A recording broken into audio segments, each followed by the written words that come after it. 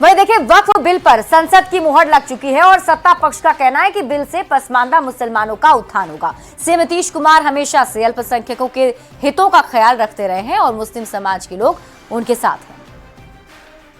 मुसलमानों में अति पिछड़ा पसमानदा समाज का वक्फ संशोधन बिल का समर्थन और मुख्यमंत्री नीतीश कुमार जी के साथ खड़ा होने के ऐलान से विपक्ष को गहरा झटका लगा है। राजद के लिए इसे बड़ा झटका नहीं बल्कि आघात माने जाने वाला है। पसमानदा मुस्लिम समाज अपने हित की रक्षा के लिए शुरू से ही गुहार लगाता रहा है और इसके नेता जो पहले जेडीयू के सांसद रहे अली अनवर जी आवाज बुलंद करते रहे हैं। भले ही अनवर साहब दूसरी पार्टी में चले गए, लेकिन पसमानदा समाज सीएम नीतीश कुमार जी के साथ चट्टानी एकता के साथ खड़ा है। देश में कांग्रेस हो या बिहार में राष्ट्रीय जनता दल, अल्पसंख्यकों को केवल गुमराह करके अपनी राजनीतिक दुकानदारी चलाए हैं ये लोग। आदरणीय नीतीश कुमार जी जात नहीं जमात की राजनीति करते हैं। मंदिर का भी विकास करते हैं, मस्जिद का भी विकास करते हैं और कब्रिस्तान की भी घेराबंदी करते हैं। बिहार में वक्फ की संपत्ति को कोई देखने वाला नहीं था। नीतीश कुमार जी ने तो रोल मॉडल पेश किया है देश में। आप केवल पटना का अंजुमन इस्लामिया हॉल देख लीजिए। जाहिर सी बात है, नए वक्फ कानून आने से मुस्लिम समाज की महिला और पसमानदा समाज के लोग जब इसमें शामिल होंगे तो निश्चित रूप से उनका सामाजिक, आर्थिक, शैक्षणिक रूप से उत्थान होगा। जनता दल यूनाइटेड में जिस तरह से माइनॉरिटी के लोग अपना इस्तीफा दे रहे हैं, एक के बाद एक इस्तीफा की झरझरी लग गई है, इससे तो उनका विश्वास पार्टी में खोया ही है। अरे मैं तो कहता हूं सिर्फ उनका ही विश्वास क्यों, बिहार की आम जनता ने भी जेडीयू में विश्वास खो दिया है। सिर्फ और सिर्फ ध्यान भटकाने के लिए इस तरह की बातें प्रचारित कर रहे हैं। हर वर्ग, हर तरह के जो संविधान पर यकीन करने वाले लोग हैं वो आपकी बातों को समझ रहे हैं। आपकी सोच ना तो पसमानदा के हित में है ना महिलाओं के हित में है। अगर ये सोच होती तो आप धारा 341 में संविधान संशोधन के लिए केंद्र सरकार पर दबाव बनाते। जेडीयू में वक्फ बिल को लेकर नाराजगी दिख रही है। जेडीयू ने वक्फ संशोधन बिल का समर्थन को लेकर गुलाम गौस पार्टी से नाराज दिख रहे हैं। गुलाम गौस ने बिल को असंवैधानिक बताया है और राष्ट्रपति से बिल को वापस भेजने की मांग की है। साथ ही सरकार से भी बिल वापस लेने की मांग की। गुलाम गौस ने वक्फ की आड़ में मुसलमानों को निशाना बनाने का आरोप लगाया। गुलाम गौस ने शायराना अंदाज में निशाना साधते हुए कहा कि मेरा कातिल ही मेरा मुंसिफ है, फैसला हमें क्या देगा। संविधान के अनुच्छेद 14, 15, 26 के विरुद्ध है। 14 जो है हमें समानता का अधिकार देता है। 25 जो है हमें धार्मिक आज़ादी की गारंटी देता है। मैं तो कहूँगा कि जिस तरीके से किसान या कृषि विधेयक को वापस लिया गया था जनहित में, उसी तरह से इस बिल को भी सरकार वापस ले।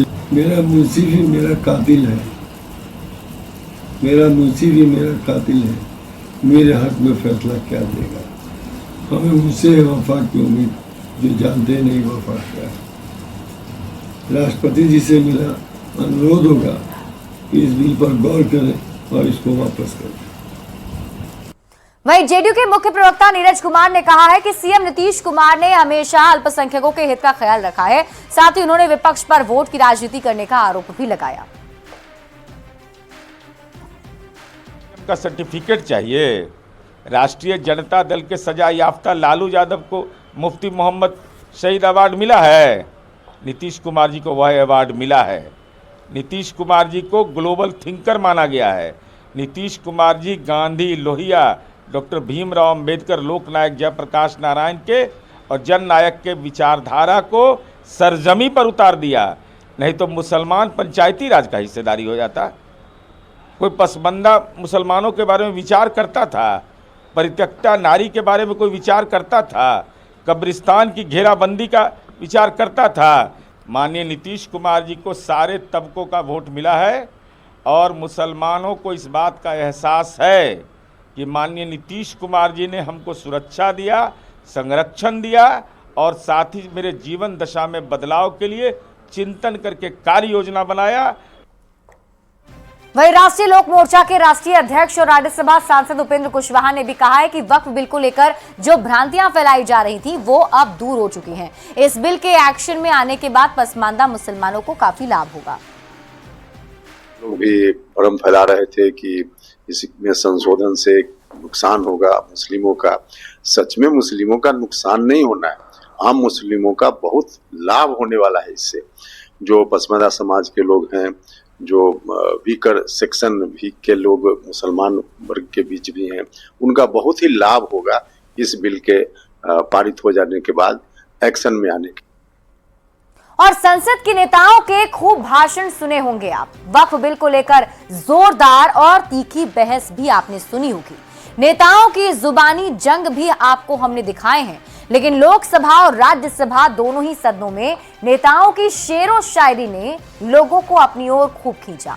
एक से बढ़कर एक शायरी के जरिए सत्ता पक्ष और विपक्ष सवाल और जवाब देने की कोशिश कर रहा था। तो चलिए आपको पहले सुनाते हैं सदन में किस तरह से शेरो शायरी की भरमार रही। किसी के बात कोई, अध्यक्ष महोदय, किसी की बात कोई बदगुमा ना समझे, इस जमीन का दर्द कभी आसमान ना समझेगा। कि हम तो वो तारीख हैं, जहनों में रहना है जिसे, कागजी पुर्जे नहीं जो फाड़ डाले जाएंगे। जिस जमीन पर मैं खड़ा हूं ये मेरी पहचान है। आप आंधी हैं तो क्या मुझको उड़ा ले जाएंगे? तो इसे एक शेर में कहूंगा कि मरीजे सेकुलर इश्क पर लानत खुदा की, मर्ज बढ़ता गया जो जो दबा की। निसार में तेरी गलियों पे है वतन, जहां चली है रिवाजो गैर कि कोई ना सर उठाकर चल सके। केंद्र सरकार की ओर से लाया गया वक्फ पर नया संशोधन बिल संसद के दोनों सदनों से पास हो चुका है और इसी के साथ राष्ट्रपति की सहमति मिलते ही वक्फ का नया कानून बन जाएगा। इस पर संसद में वक्फ संशोधन को लेकर खूब बहस हुई और जोरदार बहस हुई। आपको सबसे पहले देश की संसद में तमाम पार्टियों के बड़े नेताओं के बीच तीखी बहस सुनाते हैं। कैसे वक्फ को लेकर नेता एक दूसरे पर आरोप लगाते दिखे, ये रिपोर्ट देखिए। भाई करने थोड़ा शांत हो जाइए। ये 26 के कारण डरे होंगे और कुछ कारण नहीं। चुनाव जो है ना अक्टूबर में, 25 में जो चुनाव है इसके कारण मान्यवर भाई बैठो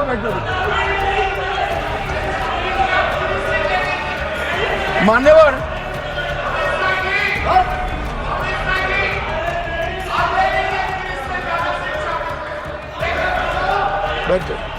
बंगाल में आकर कहूंगा ये राजनीतिक हिसाब किताब का अखाड़ा नहीं है। छाती पर ठोक कर कहूंगा ज्यादा सीधा है।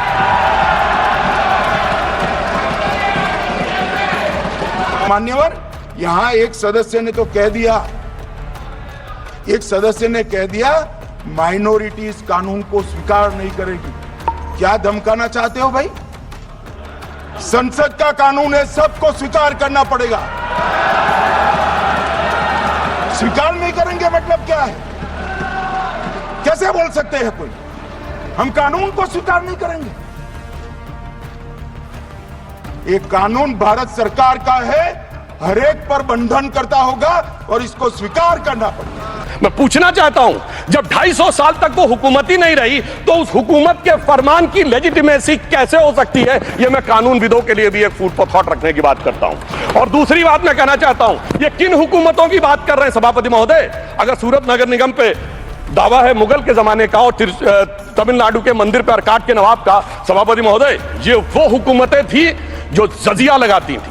ये वो हुकूमतें थी जो जिम्मी का कॉन्सेप्ट रखती थी। ये वो हुकूमतें थी जो गाजी की बात करती थी। क्या भारत के संविधान में उन हुकूमतों के फरमान को सही मान्यता देना सही है? बिल्कुल गलत है। मैं कहता हूं बाबा साहब अंबेडकर के संविधान में यदि आप ऐसी हुकूमतों के फरमान को रखने की कोशिश करते हैं तो this is fraud on constitution. और हमारी सरकार ने अगर बैकडेट से वो बंद किया है तो उस फ्रॉड को रोकने की पूरी व्यवस्था की है। और यहां पर मैं ये भी कहना चाहता हूं सभापति महोदय, जमींदारी उन्मूलन 1948 में हो गया, मगर ये बाद में जमींदार कैसे क्रिएट हो गए? हमने बचपन में विनोबा भावे, हम लोग के जन्म से बहुत पहले की बात है, विनोबा भावे जी के भूदान आंदोलन की बात सुनी थी, जिसमें जमींदारों से पैसा लेके, जमीन लेके गरीबों को दी जाती थी। पर सभापति महोदय, कभी आपने सुना कि गरीबों की जमीन जमींदारों को मिल जाए? वो 2013 के बोर्ड ने वो व्यवस्था कर रखी थी। यानी वो भूदान आंदोलन था गांधी जी के शिष्य विनोबा जी का, तो आज के गांधियों के नेतृत्व में भू हड़प आंदोलन शुरू हो गया। ट्रिब्यूनल द्वारा दिए गए फैसले पर उच्च न्यायालय में 90 दिनों के भीतर अपील दायर करने का प्रोविजन है। आज भी 14 लॉ ट्रिब्यूनल है। आज भी माननीय उपसभापति महोदय, देश में करीब 14 लॉ ट्रिब्यूनल है। आप दिखा दीजिए कि कोई भी ट्रिब्यूनल जिसके डिसीजन को हाई कोर्ट या सुप्रीम कोर्ट में अपील नहीं किया जा सकता है। ये मुझे समझ में नहीं आता है, विपक्ष के लोग लोकतांत्रिक प्रोविजन जो था उसको बचाने के लिए क्यों परेशान है। मैं खास करके अपने पार्टी जनता दल यूनाइटेड और हम लोग के नेता नीतीश को